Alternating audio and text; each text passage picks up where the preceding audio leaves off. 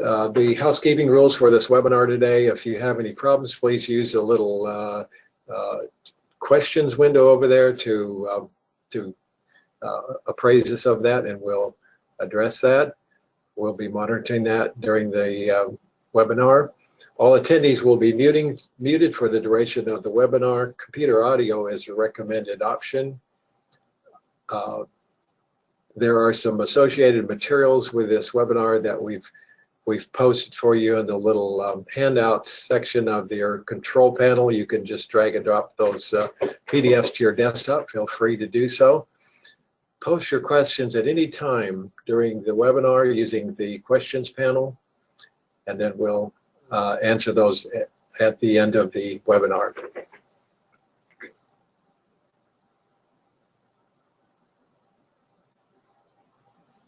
For those of you not familiar with Larson Software, we're based in Houston, Texas. We recently moved to a new location. We were founded in 1984 as graphics technology experts and have been doing that for over 30 years. We develop powerful, innovative graphics software and toolkits based on open standards, open graphic standards. We've always promoted the usage of CGM by providing a CGM viewer for many years, but now that has become a subscription version that's available readily on our store with the URL that's posted there. We're the developer of the first HTML5 CGM viewer, which eliminated the needs for plugins to view CGMs in a browser. We're a member of the CGM Open Foundation, and our technology simplifies the graphics workflow for technical publication professionals, engineers, and anyone working with technical graphics. And there's our URLs. A quick update on the COVID-19, our status for the COVID-19 situation. We are fully operational. We're actually considered an essential service since we have government and defense industry customers. Our Houston office is open, but it has reduced staffing. The majority of our employees are working at home, but our customer support is fully functional and has been unaffected. And plus, we also have an online store that's available 24/7. So stay safe and stay tuned for the main part. And now I'm going to turn it over to David Manick for the main part of our presentation. Thank you, Don. Welcome, everybody. Good of you to join us today. I just wanted to kind of outline, to begin with, the main drivers, why we put this webinar together. It is kind of an annual event. We do this every year. And try and keep our customers informed about the formats that we're dealing with in our kind of industry, and also where we are as a company trying to help and solve issues and also develop products that help you as customers. So we really see the conversion of CGM to SVG. It's continuing to grow, and the interest is still very high. And we had early on some issues with conversion, so we wrote a Tech SVG profile, which really helps us as a company standardize our import and export of the SVG format. And we call that Tech SVG. And pretty much all our products now are compliant with that profile. CGM has always been predicated on delivering to a display anyway, the display of graphics via a plugin. We thought that was kind of at an end, but in kind of recent months, we don't believe it is dead yet. So there's still plugins being used out there in the old IE, Internet Explorer, but we see other solutions emerging that might help. So we'll discuss those today. We'll also look at the pitfalls and benefits of using SVG as a format, and we'll present some use cases, some short use cases The good thing is they're kind of diminishing as our technology improves with the conversion and display of the files. So we just wanted to communicate where we're up to as a company supporting these formats. So some background. I'm sure probably the majority of the audience is kind of aware of this information, but just for newbies perhaps, that CGM is a well-established format. It's been around a long time. It's very, very stable and robust. It's well used within the industry, within aerospace, defense, and automotive. The web CGM profile has been adopted by automotive and also defense companies. You can visit the CGM Open website for more information on the format itself. SVG is a bit different. It was really developed primarily to deliver high quality vector graphics for the web. It wasn't really designed as a data exchange format. And it came from two other kind of technologies, VML and PGML. But the final decision was to base it on XML, which is quite interesting for our industry that it's an XML format. If you want to know a bit more about it, you can see the origins of SVG. There's a link there when you get the slides. CGM and SVG, they have some commonality, which is probably why they're being used kind of simultaneously. They're both open. They're both part of W3C, so they're non-proprietary and not owned by anybody. We think they're both suitable for creation and maintenance of illustrations. SVG probably not as much because there's still some issues with the data exchange, but it is getting there. They're the only graphical file formats, that open graphical file formats that support hybrid information, so they can contain both editable vector and raster data. There's some kind of proprietary formats that allow you to do that, but open ones, there really is only CGM and SVG. They both have the potential to be validated. CGM has its profiles, which you can validate against.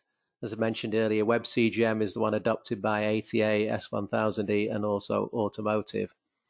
But SVG has also the potential to be validated as well via a schema as it's XML.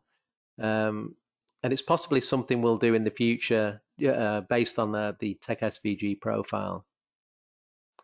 Both formats can contain metadata. So this provides the ability for interactive graphics, which is crucial really in our industry to deliver an electronic manual.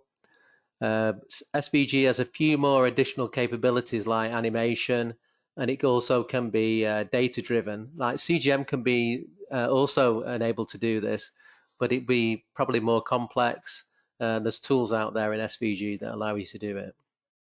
The display of vector graphics in a web environment without a plugin is very straightforward in SVG. There is no plugin required. It is native to HTML5. Whereas with CGM, we actually developed our own technology, the BizX View HTML5 technology, to enable you to view in a web environment the graphic without the aid of a plugin. So Computer Graphics Metafile, CGM. So it's a 2D graphics format. It's not owned, it's non-proprietary, and it's managed by the CGM Open Foundation. It was developed back in the 1980s, but it's still very relevant today and widely used. The W3 standard manages the format, but it's also part of S1000D using the Web CGM profile, and that has not changed. Even in version 5 of the specification, CGM is still the chosen format. So we have some plugin technology which would really enable the CGM to be viewed in a web browser, and that really was the case until recently. So where's CGM used? I mentioned these sectors already: aerospace and defense, automotive, and also oil and gas. Oil and gas probably not as widely known, but it's really used to deliver graphics for really presentation purposes. but we're all aware of CGM being used within our industries, aerospace and defense, automotive, where I mentioned already the web CGM profile is widely used. SVG background. So SVG, as I mentioned earlier on, is an XML encoded format, which is interesting for us because a lot of our data is based around XML. But it was really only designed for delivering graphics to the web, not as an exchange format, although it has the capability to be an exchange format because it's based on XML. But it is a very, very large standard, so there's a lot of things in there that are really not appropriate for illustration. As I mentioned earlier, it's natively supported within web browsers, so ideal for displaying graphics in a web environment without a plugin. So, as I mentioned, it's a quite a large standard. There are two kind of profiles or sets of information. There's the full, and then there's a subset called tiny SVG, and that was really designed specifically for mobile phones and tablets. Technical illustrations only really require a small percentage of the attributes that are in the spec. And recently SVG 2 was released, but there was no real impact on the attributes that we require for a technical illustration. So what are the benefits of SVG from an encoding point of view? It's based on that international standard, so that's good. And in theory, it could be valid against a tailored industry schema, so that's also good as well. The caveats, there is no real schema at the moment. It wasn't really designed for data exchange, and that's where Tech SVG comes into, and we'll talk about that later. There's no off-the-shelf schema that covers any particular specification, and there's no real profile that you could use to set a specific attribute. So an example would be if you exported a file in SVG from, say, Adobe Illustrator, it will be just the full spec. So there's everything would be in there, and so it could cause issues with interoperability. So where is SVG used? Up to a few years ago, I would say it was not used in aerospace and defense and automotive at all. But now we've seen a significant growth of our converters and so forth. And these are being converted mainly for displaying the graphics in that web environment. SVG is also used in the GIS community for web maps on the web, although Google doesn't use it. Google still uses raster images. It's used for the graphic arts, although I've not seen too many examples of it on the web. Still, raster images tend to predominate. But it is used in data visualization quite a lot, and there's a good reason for that because of this links to outside information. So I've got some examples here. There's not many demos today, but hopefully this gives you an idea of some of the capabilities of SVG. So here we have like an interaction between the graphic and some, in this case, a spreadsheet. So it's actually feeding back information from the spreadsheet and populating at the top left here as I move the cursor over different areas of this diagram. So this is SVG graphic, so it's vector, but it's also linked to a spreadsheet. So it could be used for dashboards and so forth, things like that. I found this other example of a gear wheel, which is more applicable to what we do, so to show the animation that's possible within SVG. Again, the links will be in there if you want to go and look at these. You actually get all the code as well to see how this is achieved down here. And this has got some pull downs to give you different ways of actually animating this as well, which is quite interesting. Hopefully that's coming through on the demo. So let's just go back to the slide. So just some examples of SVG and the fact that it is native within HTML5. So these are the main topics I want to look at today. That's just a brief introduction. But now we're going to look at some specific cases of using CGM and SVG, also the technology that we're probably going to use, and still the compliance that we might have to adhere to. So as an introduction, conversion display. So these are the two kind of main scenarios that we're going to come across: converting the data, displaying the data. And primarily we've seen a conversion from CGM to SVG. And the main driver was that, as I mentioned earlier, was the display of graphics within a web environment without a plugin. So CGM graphics, as we probably remember, is all predicated on a plugin technology, or was. The ability to import SVG graphics is not as kind of big, but it's still there. We see other now software being able to export in SVG format, but as I said earlier, they can cause many issues. Really, some of these programs can't even re-import the program, the SVG that they exported. So you can see there's going to be difficulties with it, interchange of data, but we've done a lot of development work around that.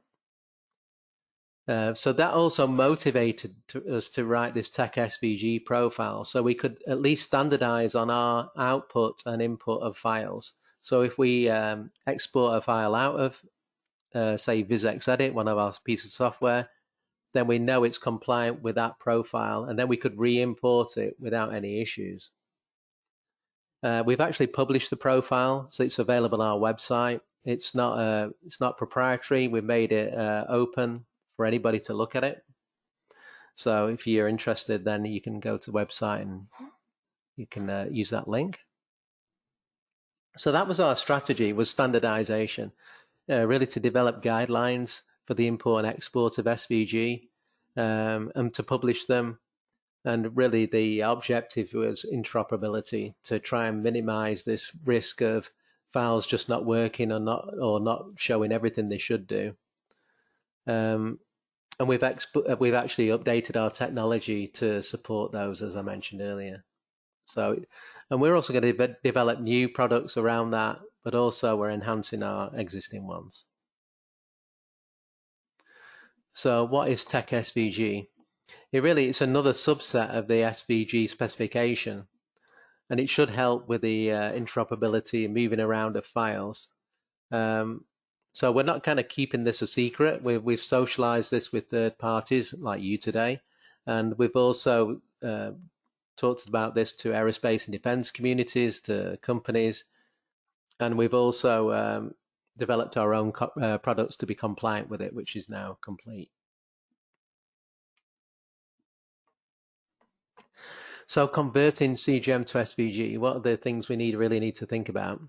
So when we export a file, we are only using that relatively small portion of the specification. So this is on the right, you can see here the Tech SVG profile, and you can see that the tiny and the full, we kind of overlap the two. There's no way we can fit it all into the tiny profile, so there's kind of an overlap between the two. And we can expand this out if we need to, if there's attributes that become important to somebody within SVG that they want to support within Tech SVG. So, but this is just really an enabler for us to keep things tight when importing and exporting. So some of the challenges you need to be aware of when you're exporting, say, SVG from another piece of software is the file size, raster images that are embedded, hotspots, line styles, and fonts. Now, the file size, we've really done some great optimization. I'll talk about raster images later on, and hotspots. And line styles and fonts, we've done a lot of work of mapping those over as well. So that those two are looking good as well from an export and import scenario. So displaying the CGM and SVG files, what do we need to think about? So it usually would take place in a web browser. As I mentioned earlier, CGM would usually need a plugin. And it looked like web browsers were actually abandoning the support of plugins within their browser technology. So this really prompted the industry really to try and convert the CGM files to SVG, as SVG doesn't require a plugin. But we've noticed now that this is kind of changing again, and you might want to look into this. So the latest development is Microsoft Edge, which is now based on Chromium. We believe could have some support for plugins via an emulation mode for Internet Explorer. So I've got a slide on that, which we'll discuss that. And also, what Larson did is we tried to give you a method of keeping your CGM files, not converting them. So that would be VisXView HTML5. So we're in kind of both camps. You can, if you want to convert them to SVG, go ahead. If you want to keep your CGMs, keep your CGMs. We have technologies for both camps. So as discussed, and I showed this earlier, displaying SVGs is quite straightforward because it's native to HTML5. The only downside really is that you'd have to build your own environment to view those SVG in a way that you would have viewed the CGM with a plugin. So you would need a toolbar with zoom tools, panning, and so forth. With SVG, there's nothing really that's out of the box that will allow you to do that. But interestingly, we've now enabled our ActiveX control technology to support SVG. So we now have SVG, CGM, and all the raster formats in one environment in our ActiveX control. So this is kind of we describe this as an enhancement really to our current technology. And that might become more relevant if you keep plugins. You know, you might be still using IE, the old Internet Explorer. Now you could support SVG in it as well. So I mentioned Edge is now based on the Chromium platform. And we discovered that the new Edge actually enables you an IE mode, an emulation mode. It's not something that happens by default. There's a function within the Edge browser which you can enable. This is the code to enable it. That you can enable IE integration with the new Edge. So we're still doing some testing on this. We're doing some additional research to see what the functionality will give us if we use our plugin in there. But again, it might give people still using IE to go to a more modern browser and still use the plugin. So it's quite interesting that this is an interesting development. So if you're completely confused, I'm hoping this is going to clear that up. So on the left, we have the CGM with the plugin. So you would need either Internet Explorer, Chrome. Well, I'll show you this product in a second, which is an IE tab. It's not our product, but it enables you again to use plugin technology in Chrome. And also ActiveX. Hopefully we could use that in the new Edge version based on Chromium. So plugins are still relevant. It might have thought they're dead, they've gone away, but I think they're still around. And obviously SVG doesn't require a plugin. It's native. And you could also do CGM without a plugin using VisXView HTML5. So you've got plenty of options. I think the only caveat I would put on SVG is that one around the environment. You'd have to build some kind of environment to actually view them as you would expect within an IETM.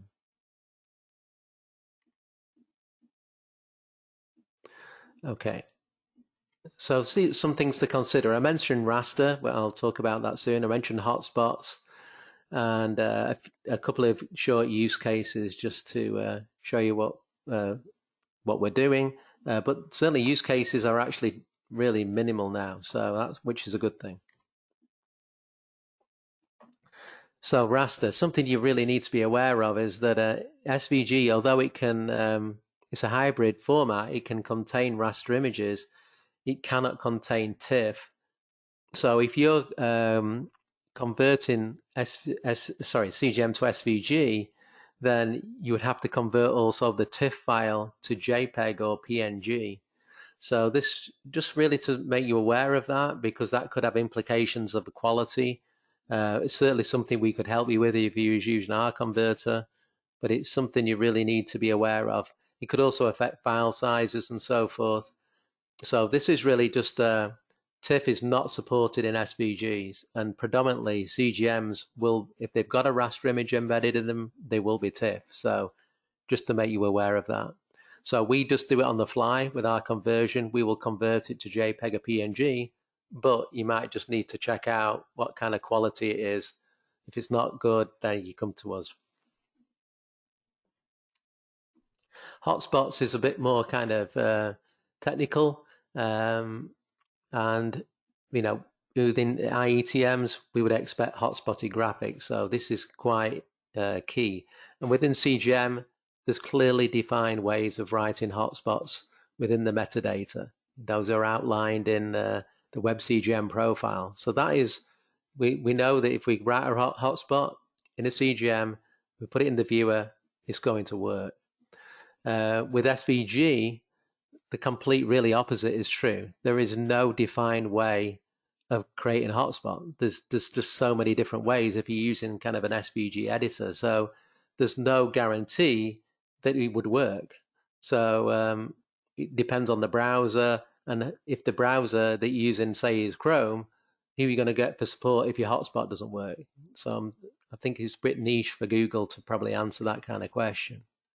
So this is really important about hotspotting, and this is again why the Tech SVG profile was written, so we could write them in a very specific way.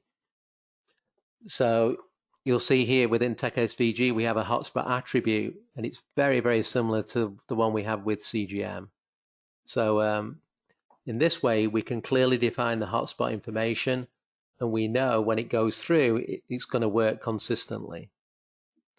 This would also result in good interoperability, hopefully with other systems, if they can adopt Tech SVG as well. So we recently had a case where we had the CGM files and the customer was converting them to SVG, and the hotspots didn't work. So what we discovered is that they were quite old CGMs. They were created using kind of old legacy systems, Autotrol and Intercap, who actually created hotspots in not a completely proprietary way, but certainly not conforming to usual ways of writing hotspots. So the information was still there. So we had to really develop some functionality to recognize these embedded regions and then put them into the SVG file, which we've now completed. So, but it just shows you that there's still things coming through where if you want to convert CGM to SVG, then you just need to be aware that there might be some tweaking required to get the same output. So this one was not really based around our technology. It was more based around Chrome and actually displaying data, CGM data using an ActiveX control. So as we know, Chrome actually was one of the browsers that abandoned plugins, but there's a kind of extension called IE-tab, which does allow you to just use a plugin. So if we go back to our examples, and this is Chrome, and this is the IE-tab technology, but you can see we've brought in here's our control panel for our ActiveX control. So everything now should work when we're actually zooming in, and all our hotspotting should be shown as well. So all the toolbar, now we've got an environment for viewing a CGM file using an ActiveX control within Chrome. As I said, this is not our technology, but the extension isn't, but obviously the ActiveX control is. So I've also got the option here to open files. So we've got an SVG file. As I mentioned, we now support SVG within our ActiveX.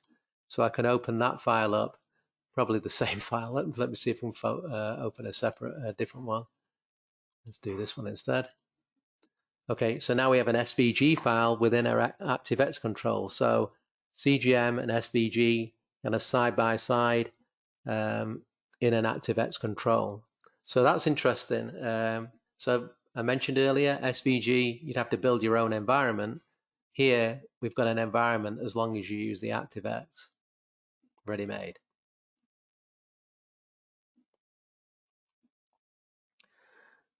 Okay, so what's the technology we're using? So I think we've got some users on the line today of VisX Edit. This is our illustration tool.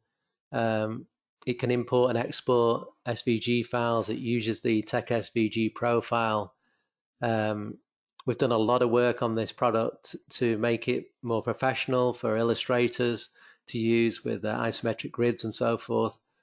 But primarily, if you're creating hotspots, there's a standard way of doing it. You can create your SVG files, still work in CGM, so you've got best of both worlds, really.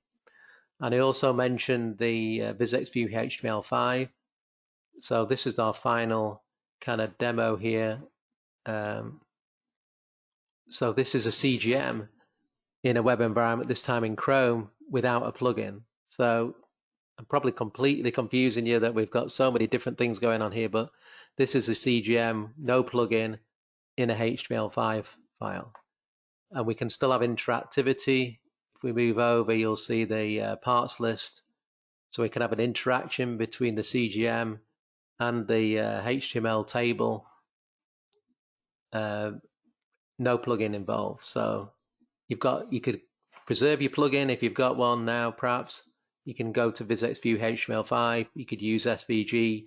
So you've got different really ways of displaying these files within your IETM or your web environment.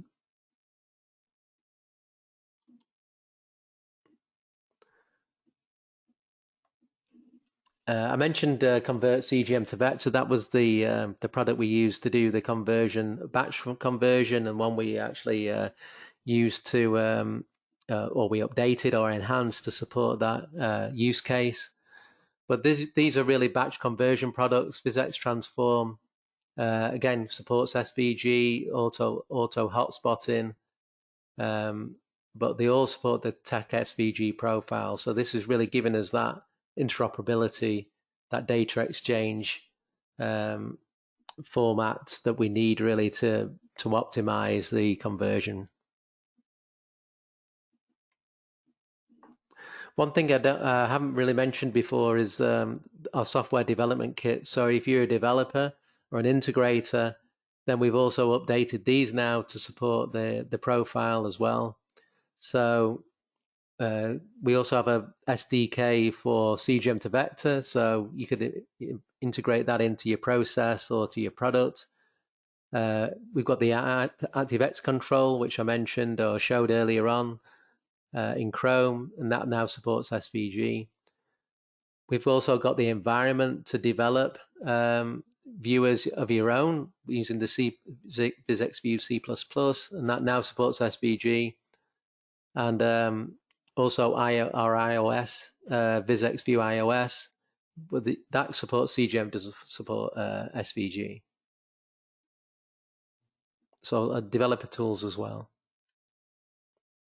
So the final part of the presentation is compliance.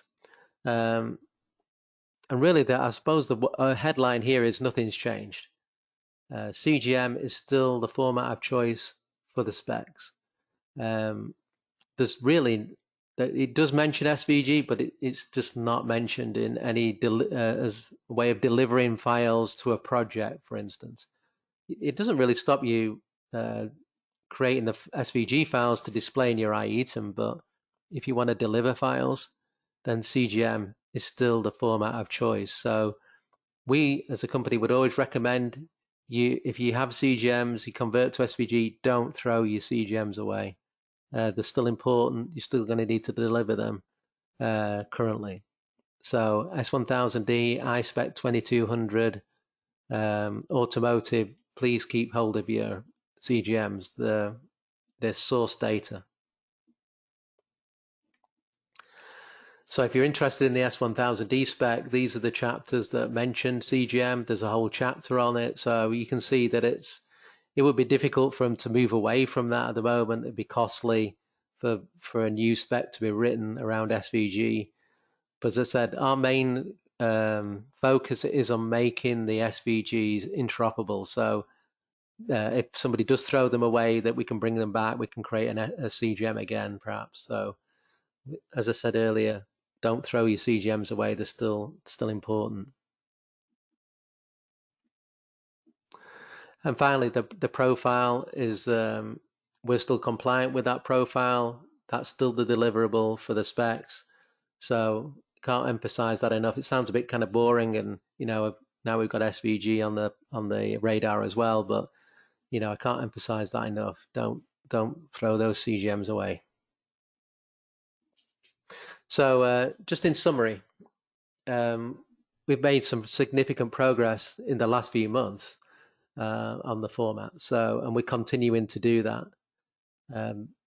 What's helping us really to mature that technology is customers. They send us files, different files from different systems, different solutions, different outputs, and it really helps us to employ lessons learned on our strategy to support these formats. Industry specifications really still, as I mentioned just before, is focused on CGM. So that's still the primary illustration deliverable. Plugins continue to be used, especially for viewing CGM files. So we thought they'd gone away, but they're still here and they're still being used. And perhaps there's a use case to use them in the future when we have an environment like an ActiveX control with all the environment created for you. And obviously, we'll be pleased to answer any questions, work with you if you have any CGM and SVG solutions that you need to work on. Okay, so I'm going to open it up to questions. Don's going to rejoin me at this point. And Don, are you with me? Yes, I'm here. I'm just looking at the questions. Oh, somebody's lost sound. Somebody asking about the pack, and the pack is going to be available probably tomorrow. So we'll be sending you an email after the presentation. Obviously, it's taken place. We'll be sending an email probably tomorrow, so you'll get a link to the pack, also a recording if you want to send it to any of your colleagues. So this presentation has been recorded today. So another question here is, oh, this must have been before I went on about CGM, keeping them. Should I keep my CGMs? Yes. Also an interest in here about 3D formats as well. Obviously SVG and CGM are 2D formats. So to our knowledge, there's nothing really on the horizon for 3D formats. It is something that's on our radar. We're probably going to do a webinar on that later this year. But there's nothing in the specifications that really specify a 3D format. I think it would be good if it was based on something open, not proprietary, which I would have thought that would be the odds on. I think there's a few candidates out there, and it's something certainly we're looking at as something we want to support and help our customers support is a 3D format that perhaps you could also deliver to the web. I know there's companies already doing that, but they tend to be around proprietary formats or formats that are kind of perhaps old and not being widely used. So we really want to look at things that are kind of up to date and modern. I think that's all our questions. Yeah, so I would say if you've got anything that you want to ask us post-webinar, then please, send either me or Don an email. I'm going to move over to the slide. So our email is down at the bottom there. You want to make a quick note of that. We'll be really pleased to answer any questions that you have. You can obviously discover more information at our website, cgmlarson.com. The slides will be available on that link. You'll get that link tomorrow. They won't be there at the moment. They will be there by tomorrow. We encourage you to kind of follow us on YouTube, LinkedIn, and Twitter. YouTube, I would especially encourage you. We've got a lot of videos on there, tutorials, product videos, how-to videos. And we're really trying to focus on that to deliver information to our customers and our prospective customers as well. We have another webinar on June 4th. This is another annual webinar, this time focusing specifically on S1000 illustrations. We've got some interesting news around that as well, so please register there. We'll be sending out an email in a few weeks' time, but you can register now, it's open. And obviously email us if you have any more questions. So I'd like to thank you all for attending. I know these are difficult times, so we really appreciate you taking the time out to be with us today. And obviously please stay safe, and we'll hopefully see you or talk to you again in June for our next webinar. So thank you and good day.